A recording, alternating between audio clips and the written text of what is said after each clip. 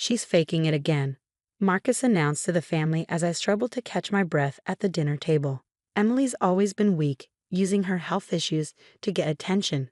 My vision blurred as I gripped the edge of my chair, trying to stay upright while my brother continued his performance.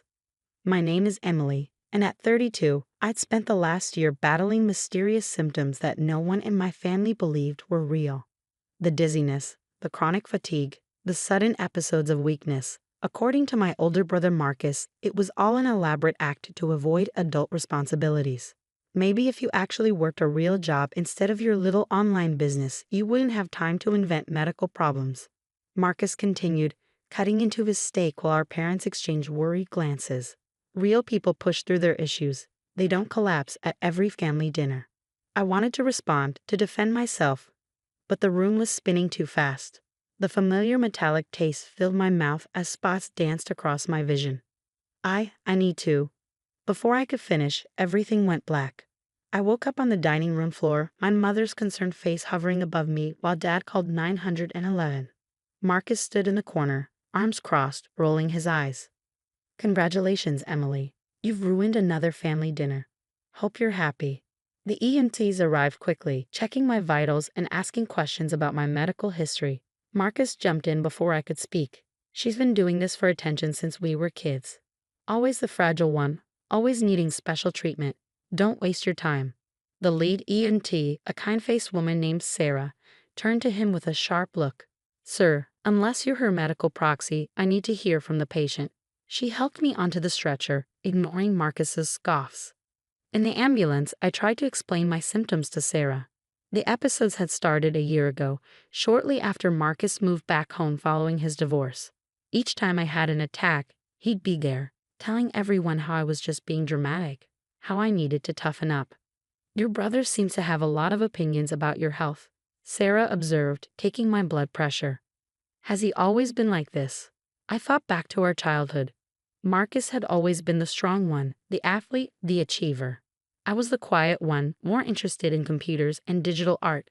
When I started my online design business, he called it a hobby. When it became successful, he said I was lucky. Nothing I did was ever good enough. At the hospital, the doctors ran tests while Marcus continued his commentary to our parents in the waiting room. She's probably just stressed because her little website isn't making money. Some people can't handle real life. What Marcus didn't know, what none of them knew, was that my little website had become a six-figure business. I kept my success quiet, tired of his dismissals and criticisms.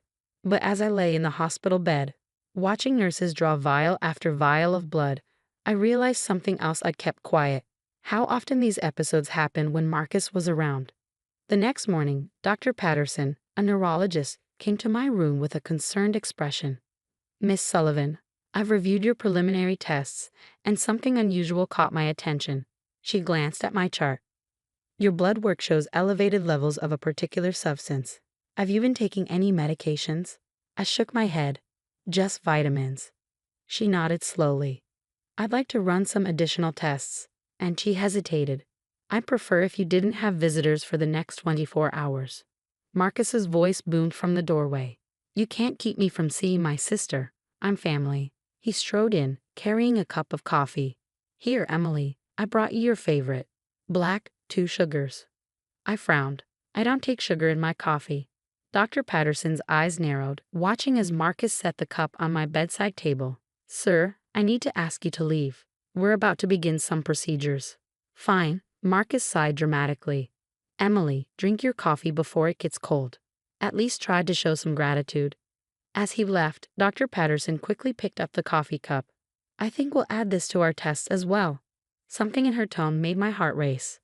The way Marcus had insisted on bringing me coffee, even though he knew I drank it black.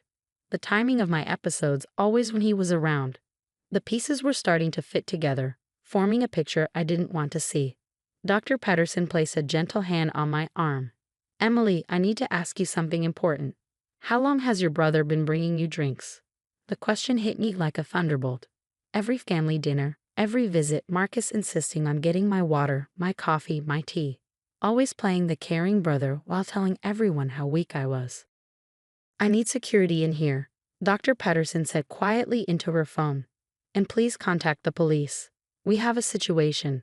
As I sat there, watching the doctor seal the coffee cup in an evidence bag, I realized this wasn't the end of the story. It was just the beginning of uncovering a truth that would shake my family to its core. The next 48 hours were a blur of police interviews, medical tests, and shocking revelations. The coffee Marcus brought to my hospital room contained dangerous levels of beta blockers, medication he'd been prescribed after his divorce for anxiety. The same substance showed up in my blood work, explaining my episodes of weakness and fainting. Detective Morgan, a stern woman with kind eyes, sat by my bed reviewing the evidence. "We found similar medications in your system dating back months. Your brother had access to your home, your food, your drinks." I nodded, still struggling to process everything. "He moved back in with our parents 6 months ago. Their house is just down the street from mine. He started coming over all the time, saying he was worried about me living alone." "Worried about you," she repeated, making notes. "Yet he consistently told people you were faking your symptoms." The irony wasn't lost on me. Marcus had spent months convincing everyone I was mentally unstable, weak, seeking attention, all while systematically poisoning me. The perfect cover: make the victim seem unreliable while slowly breaking them down. My parents arrived looking shell-shocked. Mom's eyes were red from crying. Dad couldn't meet my gaze. "We didn't know," Mom whispered, clutching her handbag. "He kept saying you needed help, that you were struggling with the business, that we needed to push you to be stronger." "Mrs. Sullivan," Detective Morgan interrupted gently, "your son is facing serious charges.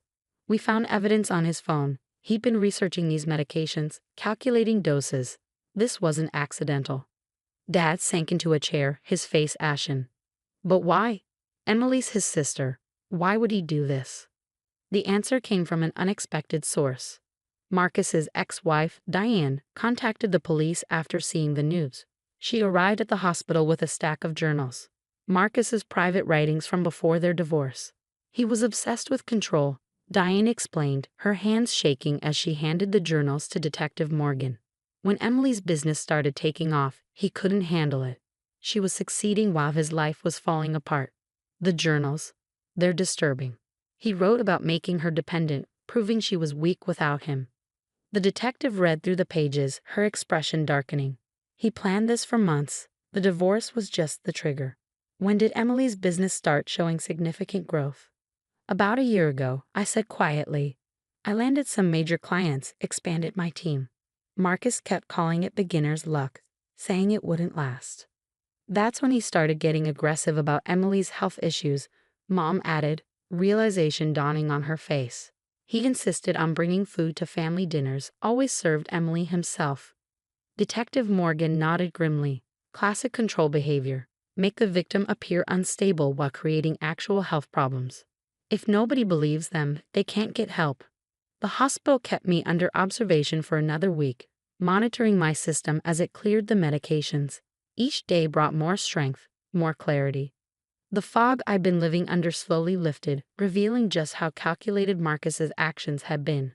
Security cameras from my home, installed months ago when I started feeling unsafe, provided the final evidence. Footage showed Marcus entering while I was working, adding something to my water pitcher, my coffee maker, even my tea bags. The worst part, he often filmed my episodes on his phone, showing them to family members as proof of my mental state. Each video now served as evidence against him, showing how he'd orchestrated my declining health while playing the concerned brother. My parents struggled with guilt, remembering how they'd sided with Marcus. "We should have listened," Dad said one evening, his voice heavy. "All those times you said something wasn't right." "He manipulated everyone," I reminded them, though part of me still hurt from their dismissal. "He knew exactly what he was doing." The business I'd worked so hard to build had suffered during my mysterious illness. But now, with my mind clear and strength returning, I could finally focus on rebuilding. My team had kept things running, proving Marcus wrong about its stability. As I prepared to leave the hospital, Dr. Patterson shared something that chilled me to the bone. "The doses were increasing," she said, reviewing my charts.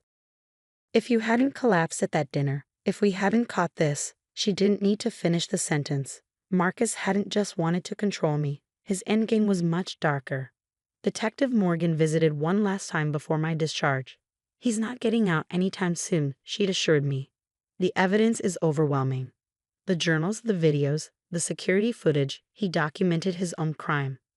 I looked out the hospital window, watching the sunset paint the sky in brilliant colors. For the first time in months, my vision was clear, my mind sharp. Marcus had called me weak, had tried to break me down. But in the end, he'd only proven one thing: I was stronger than he ever imagined. But this wasn't the end of my story. It was just the beginning of my recovery, and I had one more surprise in store for my brother. One that would show him exactly who the weak one really was. 6 months after leaving the hospital, I stood at the podium of a packed conference hall, preparing to give the keynote speech at the National Digital Entrepreneurs Summit. The irony wasn't lost on me. My little website had become one of the most talked about success stories in the industry. Today, I'm not just here to talk about business growth. I began, my voice steady and strong. I'm here to discuss something more important: recognizing and surviving domestic abuse, even when it comes from your own family. In the audience, I could see my parents, tears in their eyes but pride on their faces. Next to them sat Detective Morgan and Dr. Patterson, both of whom had become unexpected allies in my journey. The security footage from my house had become a training tool for medical professionals, helping them identify signs of deliberate poisoning in domestic situations. My brother spent months convincing everyone I was weak. I continued, while systematically poisoning me to prove his point. But strength isn't about physical power, it's about resilience, about rising when others try to break you down.